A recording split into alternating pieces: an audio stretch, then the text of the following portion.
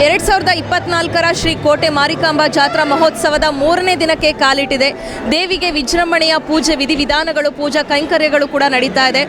ಯಾವೆಲ್ಲ ರೀತಿಯ ಸೇವೆಗಳನ್ನು ಸಲ್ಲಿಸ್ತಾ ಇದ್ದಾರೆ ಅಂತ ಹೇಳಿ ಮಾರಿಕಾಂಬಾ ಜಾತ್ರಾ ಸಮಿತಿಯ ಪ್ರಧಾನ ಕಾರ್ಯದರ್ಶಿಯಾಗಿರುವಂತಹ ಮಂಜುನಾಥ್ ಅವರು ನಮ್ಮ ಜೊತೆ ಇದ್ದಾರೆ. ಅವರನ್ನು ಮಾತಾಡ್ಸೋಣ. ಸರ್, ಮಾರಿಕಾಂಬಾ ಜಾತ್ರಾ ಉತ್ಸವದಲ್ಲಿ ಯಾವೆಲ್ಲ ರೀತಿಯಾದಂತಹ ಸೇವೆಯನ್ನು ಜನರು ಸಲ್ಲಿಸ್ತಾ ಇದ್ದಾರೆ? ಈಗ ಮಾರಿಕಾಂಬಾ ಜಾತ್ರೆಗೆ ಅದರದ್ದೇ ಆದಂಥ ಇತಿಹಾಸ ಇದೆ. 510 ವರ್ಷದ ಇತಿಹಾಸ ಇರುವಂಥದ್ದು. ಆದರೆ ಜಾತ್ರೆ ಸಿದ್ಧತೆಗಳು ನಾವು 2 ತಿಂಗಳಿಂದ ಮಾಡ್ತೀವಿ. ಆದರೆ ವಿಶೇಷವಾಗಿ ಈ ಬಾರಿ ಈ ಅಲಂಕಾರದ ಸಿದ್ಧತೆ ನನಗೆ ಮತ್ತು ಇದರ ಸೇವೆಗೆ ಮುಂದಾದಂಥ ಶ್ರೀಕಾಂತ್ ಅವ್ರಿಗೆ ಮಾತ್ರ ಗುರುತು.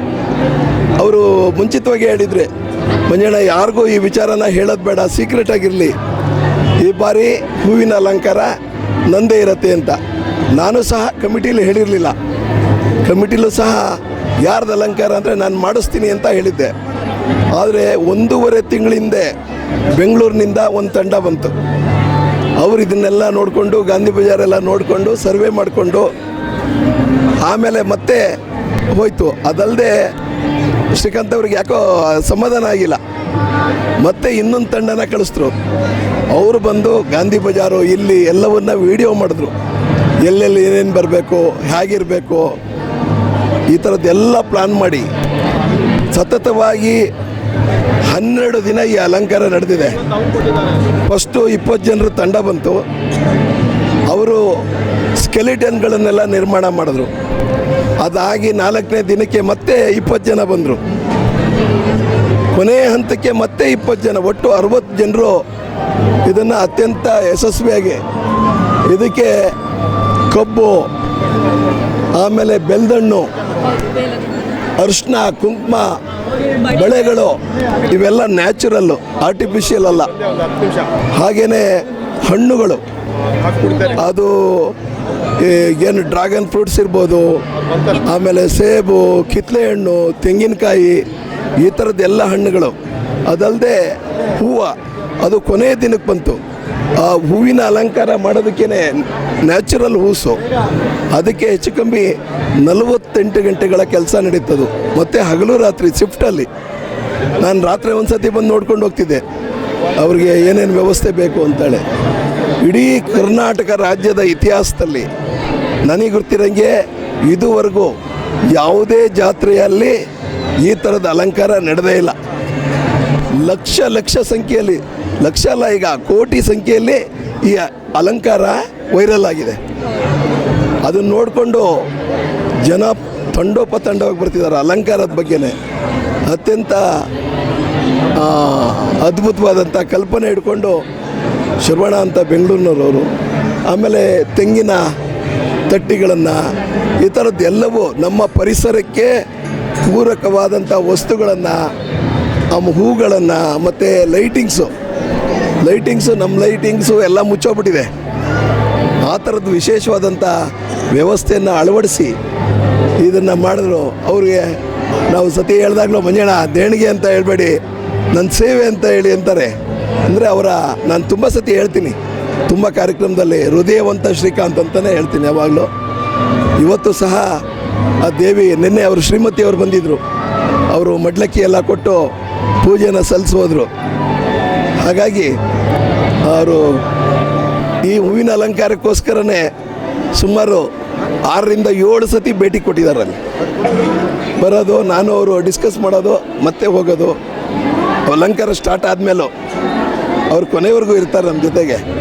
ಅವ್ರಿಗಿನ್ನೂ ಹೆಚ್ಚು ದೇವರು ಆ ಶಕ್ತಿ ಕೊಡಲಿ. ಮಾರಿಕಾಂಬೆ ಈಗ ಉದಾಹರಣೆಗೆ ತುಂಬ ಜನ ಏನು ತಿಳ್ಕೊಂಡ್ಯಾರೆ ಅಂದರೆ ಮಾರಿಕಾಂಬೆ ಆ ವಿಗ್ರಹ ನೋಡ್ತಾರೆ. ಆದರೆ ನಾವು ಇದು ನಮ್ಮ ವಿಸರ್ಜನೆ ಮಾಡೋವಂಥ ವಿಗ್ರಹ. ಇದ್ರದ್ದೇ ನಮ್ಮದು ಆದ್ಯತೆಗಳು. ಇದನ್ನೇ ಮೊನ್ನೆ ಕೆತ್ತನೆ ಮಾಡಿರೋದು, ಕಾಡಿಂದ ತಂದಿದ್ದು ಇದನ್ನೇ, ವನಕ್ಕೆ ಹೋಗಿ ವಿಸರ್ಜನೆ ಮಾಡೋದು ಇದನ್ನೇ.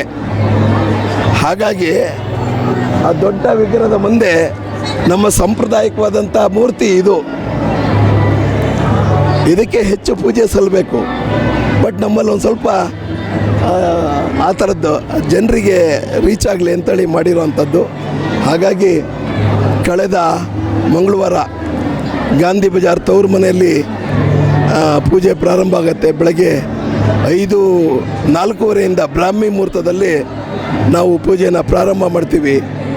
ಸುಮಾರು 6:45ಗೆ ಆ ಬಾಸಿಂಗವನ್ನು ಧಾರಣೆ ಮಾಡಿ ತಾಳಿಯನ್ನು ಧಾರಣೆ ಮಾಡಿದ ನಂತರ ಪೂಜೆ ಪ್ರಾರಂಭ ಆಗುತ್ತೆ. ಅಲ್ಲಿಂದ ಇಲ್ಲಿವರೆಗೂ ಗದ್ಗೆಗೆ ತಂದು ಪ್ರತಿಷ್ಠಾಪನೆ ಆಗಿದೆ. ಈಗ 4 ದಿನಗಳ ಕಾಲ 3 ಸಮುದಾಯಗಳು, ವಾಲ್ಮೀಕಿ, ಉಪ್ಪಾರ ಹಾಗೆ ಮಡಿವಾಳ ಸಮಾಜದವರು ಇದನ್ನು ಸರದಿ ಮೇಲೆ ಪೂಜೆಯನ್ನು ಸಲ್ಲಿಸ್ತಾರೆ. ಹಾಗಾಗಿ ಶನಿವಾರ ಸಂಜೆ 5 ಗಂಟೆಗೆ ಮಾಧ್ಯಮದವರು ಕಳೆದ 4 ಜಾತ್ರೆಯಿಂದ ಅವ್ರ ಪೂಜೆ ಸಲ್ಲಿಸ್ತಾರೆ. ಅದರ ನಂತರ 6 ಗಂಟೆಗೆ ಜಿಲ್ಲಾ ರಕ್ಷಣಾಧಿಕಾರಿಗಳ ನೇತೃತ್ವದಲ್ಲಿ ಪೊಲೀಸರು ಪೂಜೆ ಸಲ್ಲಿಸ್ತಾರೆ. ಕೊನೆಯದಾಗಿ ವನಪ್ರವೇಶದ ಮೆರವಣಿಗೆಗೆ ನಮ್ಮ ಸಮಿತಿ ವತಿಯಿಂದ ಅದು ಕೊನೆಯ ಮಹಾಮಂಗಳಾರತಿ. ಆ ಮಂಗಳಾರತಿ ಆದಮೇಲೆ ಮತ್ತೆ ಯಾವುದು ಪೂಜೆ ಇರಲ್ಲ. ಇದು ಗಾಂಧಿ ಬಜಾರು, BH ರಸ್ತೆ, ಮೀನಾಕ್ಷಿ ಭವನ ಕಡೆಯಿಂದ ಬಾಪೂಜಿ ನಗರ, ಸಂಗೊಳ್ಳಿ ರಾಯಣ್ಣ. ನಮಗೆ ಮೀನಾಕ್ಷಿ ಭವನನೇ ಗಡಿ. ಈ ನಮ್ಮ ಸಂಪ್ರದಾಯದ ಪ್ರಕಾರ ಅಲ್ಲಿ ಗಡಿ ನಂತರ ನಾವು ಸಂಗೊಳ್ಳಿ ರಾಯಣ್ಣನ ವೃತ್ತ ತಲುಪ್ತೀವಿ. ಅಲ್ಲಿಂದ ಮಡಿವಾಳ ಸಮಾಜ ಅಲ್ಲದೆ ಬೇರೆ ಯಾರೂ ಸಹ ವಿಗ್ರಹ ಜೊತೆಗೆ ಹೋಗಂಗಿಲ್ಲ. ಅದೊಂದು ಸಂಪ್ರದಾಯ. ಆ ಕಡೆಯಿಂದ ಬರೋ ವೆಹಿಕಲ್ಗಳನ್ನು ಸ್ಟಾಪ್ ಮಾಡ್ತೀವಿ, ಈ ಕಡೆಯಿಂದ ಬರೋವಂಥ ವಾಹನಗಳನ್ನು ತಡಿತೀವಿ. ನಮ್ಮ ಸಂಪ್ರದಾಯದ ಪ್ರಕಾರ ಕಲ್ಲು ನೀರು ಕರಗೋ ಹೊತ್ತಲ್ಲಿ ವಿಸರ್ಜನೆ ಮಾಡಬೇಕು ಅಂತ ಹೇಳುತ್ತೆ. ಕಲ್ಲು ನೀರು ಕರಗೋ ಹೊತ್ತು ಅಂದರೆ ರಾತ್ರಿ 2:30ಯಿಂದ 3:30. ಅಂದರೆ ಎಂಥದೇ ಮನುಷ್ಯನಿಗೂ ನಿದ್ದೆ ಬರುತ್ತೆ. 2:30ಯಿಂದ 3:30 ನಿದ್ದೆ, ಅವಾಗ ವಿಸರ್ಜನೆ ಮಾಡೋವಂಥದ್ದು. ಅಲ್ಲಿ ಮಾರಿಕಾಂಬೆ ವನ ಇದೆ, ಅಲ್ಲಿ ವಿಸರ್ಜನೆ ಮಾಡಿ ಈ ವಿಗ್ರಹವನ್ನು ಮತ್ತೆ ಎಲ್ಲ ಕವರ್ ಮಾಡಿಕೊಂಡು ದೇವಿ ಮನೆಗೆ ಬಂದು ಮತ್ತೆ ಇಟ್ಬಿಡ್ತೀವಿ. ಆದರೆ ನಮ್ಮ ಪೂಜೆ ಎಲ್ಲ ಸಲ್ಲಬೇಕಾಗಿರೋದು ಶಿವಮೊಗ್ಗದ ಎಲ್ಲ ನಗರ ಸೇರಿಸ್ತಿರುವಂಥ ಇದಕ್ಕೆ ನಾವೆಲ್ಲ ರೀತಿ ಅಲಂಕಾರಗಳನ್ನು ಮಾಡಿ ಎಲ್ಲವನ್ನು ಮಾಡಿ ಶಿಲ್ಪಿ ಕಾಶಿನಾಥ್ ಅವರು ಈ ವಿಗ್ರಹ ಆ ವಿಗ್ರಹ ಎರಡನ್ನೂ ಮಾಡಿರೋಂಥದ್ದು. ಹಾಗಾಗಿ ಈ ಅಲಂಕಾರದಿಂದ ನಾನು ರಾತ್ರಿ 1:30ಗೆ ಹೋಗಬೇಕಾಗಿದೆ. ಜನ 1:30 ತನಕ ವೀಕ್ಷಣೆ ಮಾಡಿದ್ದಾರೆ. ನಾನು ಕೊನೆಗೆ ಇವರು ಊಟಕ್ಕೆ ಹೋಗಬೇಕು, ಮಡಿವಾಳ ಸಮಾಜದವರು. ಕೊನೆಗೆ ನಾನು ಬಲವಂತ ಬಾಕ್ಲಾಕ್ಸಿ ಹೋಗ್ಬೇಕಾಯ್ತು. ಏನು ಮಾಡ್ತೀರಿ, ಜನರು ಭಕ್ತಿ ಪರ್ವತ ಇದೆ. ಹಂಗಾಗಿ ಈ ಥರದ ಒಂದು ಧಾರ್ಮಿಕ ಚಟುವಟಿಕೆಗೆ ತೊಡಸ್ಕೊಂಡಂಥ ಶ್ರೀಕಾಂತ್ ಅವರಿಗೆ ಕೋಟೆ ಮಾರಿಕಾಂಬಾ ಸಮಿತಿಯ ಪ್ರಧಾನ ಕಾರ್ಯದರ್ಶಿಯಾಗಿ ಅನಂತ ಧನ್ಯವಾದವನ್ನು ತಿಳಿಸ್ತೇನೆ. ಕೇಳಿದ್ರಲ್ಲ, ಇದಿಷ್ಟು ಪ್ರಧಾನ ಕಾರ್ಯದರ್ಶಿ ಎನ್ ಮಂಜುನಾಥ್ ಅವರ ಮಾತು. ಪೂಜಾ ಕೈಂಕರ್ಯಗಳು ಹೇಗೆ ನಡೆಯುತ್ತೆ, ಕೊನೆಯ ದಿನವೂ ಕೂಡ ಪೂಜಾ ವಿಧಿವಿಧಾನಗಳು ಹೇಗಿರುತ್ತೆ, ದೇವಿಯನ್ನು ವನಕ್ಕೆ ಹೇಗೆ ಕಳಿಸಲಾಗುತ್ತೆ, ಯಾವ ಸಮುದಾಯದವರು ಇರ್ತಾರೆ ಅನ್ನುವಂತಹ ಮಾಹಿತಿಯನ್ನು ನೀಡಿದ್ದಾರೆ. ಕ್ಯಾಮ್ರಾ ಪರ್ಸನ್ ಕೊಟ್ರೇಶ್ ಜೊತೆ ನಂದಿನಿ ಸಾಗರ, ಕನ್ನಡ ಮೀಡಿಯಂ 24x7.